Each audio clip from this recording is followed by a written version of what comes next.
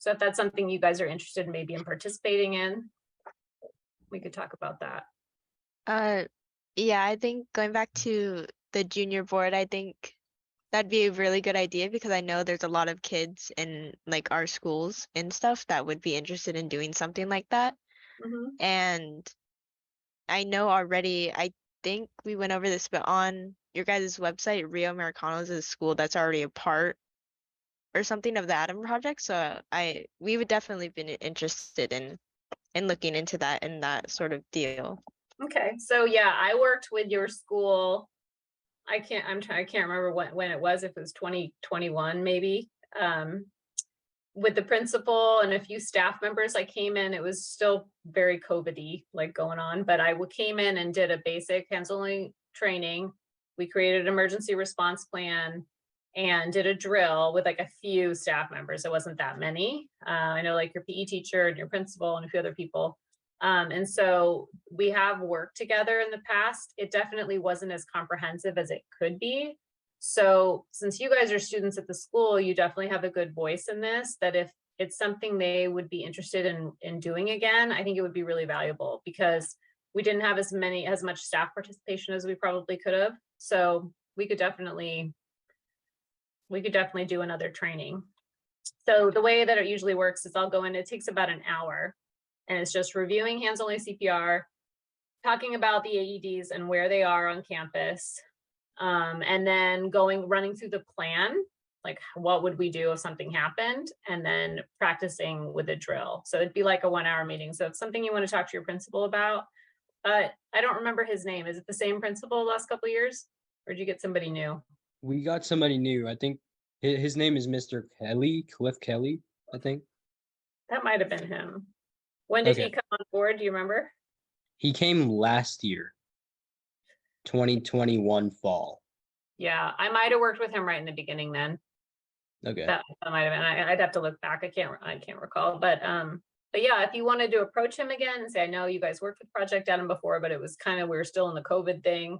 Like it'd be a worthwhile thing to have her come back, do a full training, and you guys could help. You could assist. Yeah, and we can even like put this out to the entire school and like morning announcements and stuff. We can talk about fundraisers or you and your project. We can talk about all of that. Okay. Get more people involved in this maybe. Yeah, so how often do you guys meet? Is it like a monthly thing? We meet every 2 weeks. Every 2 weeks. Okay. 2 times a month. Right. On Tuesdays. Yeah. Trying to come up with ideas and ways you can contribute. That's great. And then if we were to do something like a junior board or something like that, where you guys wanted to or we could just try and run a fundraiser and see what would happen. Any volunteer time you guys got, I would sign off on that. It would all be, part of it. But I know we'd appreciate it because we're running on fumes. So that would be good. I'd love to be able to do more speaking. Okay, so let's open up to questions now. Valentino, do you want to get us started? Your mic is not working. My bad. Can you hear me now? Yeah. Okay. So you said that there wasn't like a huge amount of teacher participation. Is that like usually how it goes in the schools? Like since it's voluntary, like they usually don't show up? Yeah, no, that's a really good question. It's been interesting since Damar Hamlin collapsed on the field. You guys saw that during his NFL game, and the world saw him get CPR and be revived. There's been a lot more interest, especially like at the high school level where kids are actually playing contact sports. And since coming out of COVID and that kind of thing, people are much more interested, especially because it's a 1-hour session. And we really only need, I say, like 5 to 10% of your staff should be there, meaning you want, representation from the office, because they're the ones who are going to interact with EMS when they arrive, right? When the ambulance gets there, they're the ones directing, and they're the ones calling the family of whoever it is that's collapsed. So you need people from the office. You need staff from around campus physically. So you know, science rooms, you know, English rooms, wherever you guys are located on campus, there should be a equal disbursement coming from different areas. And then also, if you have security that are on campus, grabbing security people, even janitorial staff are good to have, but you just want basically a representation from all over campus, 5 to 10% of your staff, so that you feel like there's adequate coverage, so that there's always people on campus who are prepared and who are trained, no matter what time of day it is. Do you guys know where your AEDs are at school? I'd be curious. No, see, it's interesting, right? So as students, this would be a really valuable thing for you guys to do. You could even do like some sort of like quick little in-service or something, and I could help you with this. But do you guys will you do rallies? Do you do assemblies? I assume. yeah, We yeah. have occasional assemblies. Okay. Yeah. So you could do it during that time, where you do like a basic demonstration in hands-only CPR, talk to the school and all the kids about where AEDs are and what they are and how to use them. And it could be done in, 20 minutes or something. But that way the whole school's on board, right? Then the kids and everybody knows where the AEDs are. Because if somebody goes down on campus and let's say a teacher's responding, they're just going to look up and the nearest kid, they're going to be like, hey, go get the AED and come back. And that kid's going to be like, I don't know what an AED is. I don't know where the AED is, right? So to get everybody on board, because you guys are old enough to be able to participate in these kinds of emergencies and actually help, it wouldn't hurt, certainly. Would you be interested in like coming as a guest for an assembly, maybe? Sure, If we try and organize one? sure. Okay, great. Yeah, we could do like AED and stuff, maybe. Yeah. I Okay, mean, you great. really could do it pretty quick. I did it today in a couple of PE classes. And we did it in like 30 minutes, but that's when they actually had hands-on practice. And so in that sort of situation, you wouldn't really be able to do like hands-on practice for the whole school, but you could at least demonstrate and have the conversation. Like if you see an AED on campus, this is what it is. It's not locked. A lot of the time people think those boxes that say AED, that means they're locked. They're not locked. They just have an alarm that may or not be armed. But yeah, it's important for everybody to know, I think. Yeah, we'll definitely touch on that. Good. Okay, so Nick. Next. How many schools do you usually go to per year? Well, it's varied a lot just because of COVID. Right now I'm going to about 1 a week, I'd say 1 to 2 a week. That's about my average.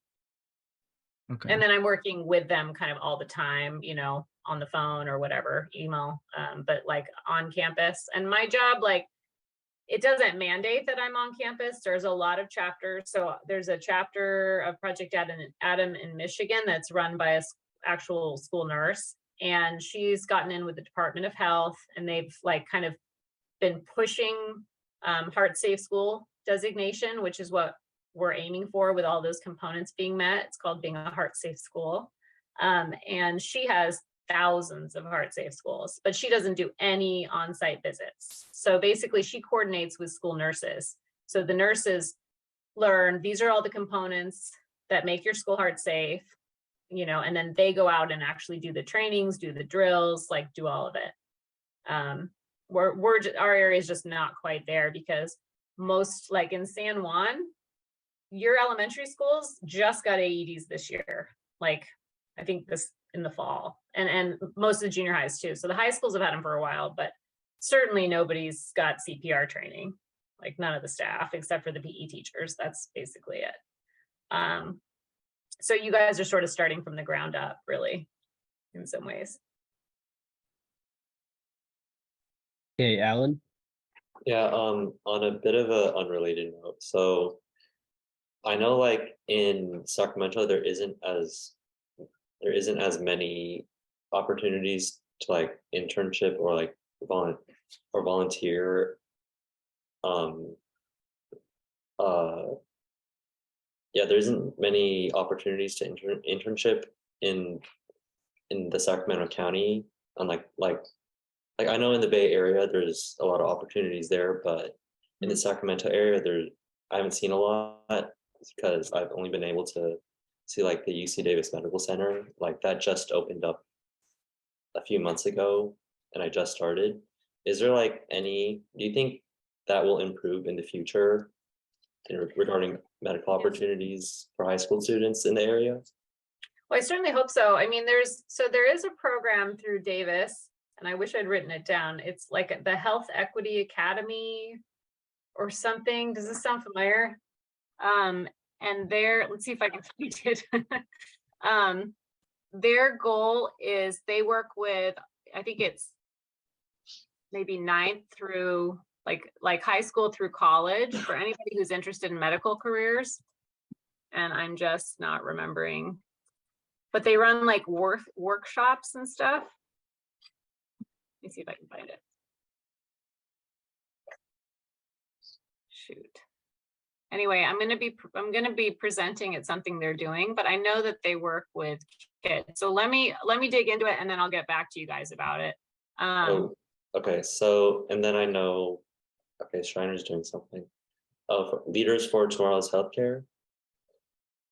Maybe. Maybe. Okay. Yeah, that might be it. I thought it was like Health Equity Academy or Health Leadership. Yeah, I think. But they run like workshops and like they give you opportunities to like shadow physicians and stuff. But it's through Davis, through the medical center. So I'll dig around. It's in my email somewhere. So I'll dig around and then I'll send it back to you guys. So you can look into it. But yeah, I mean, I think just constantly pursue. The best thing to do always is do what you're doing with me, which is reach out to people who are in positions that you find interesting and just ask to have a conversation, and you never know where it'll lead. And Davis is all about education and prepping people to become doctors and go into the medical field. Like that's what they're all about. So they'll certainly be supportive. Yeah, that's great.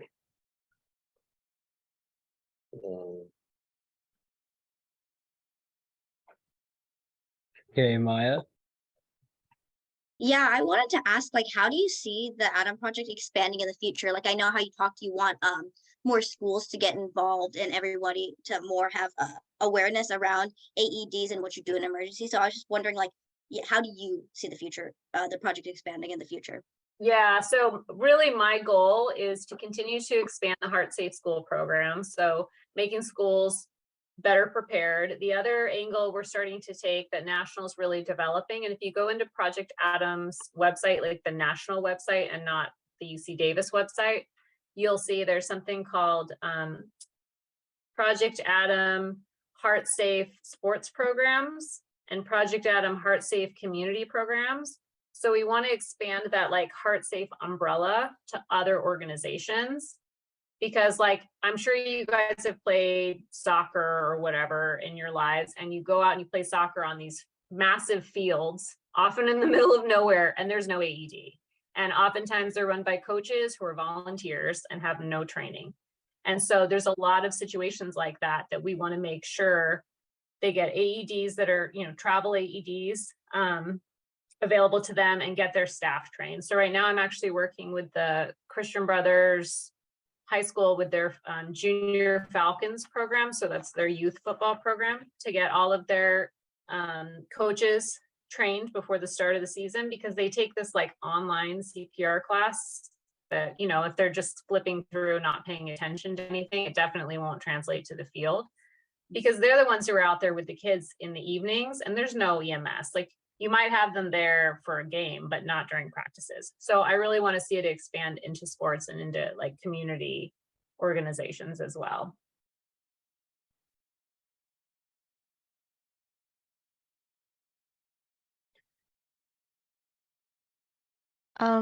If that's all the questions, I would like to say we'll definitely contact you about the volunteer opportunities, and also about talking with our principal, and then definitely get back to us on like the heart screenings in October, because our club will still be around, and you know we'll spread the information so that you can get more volunteers of like 16 through like 18 and stuff.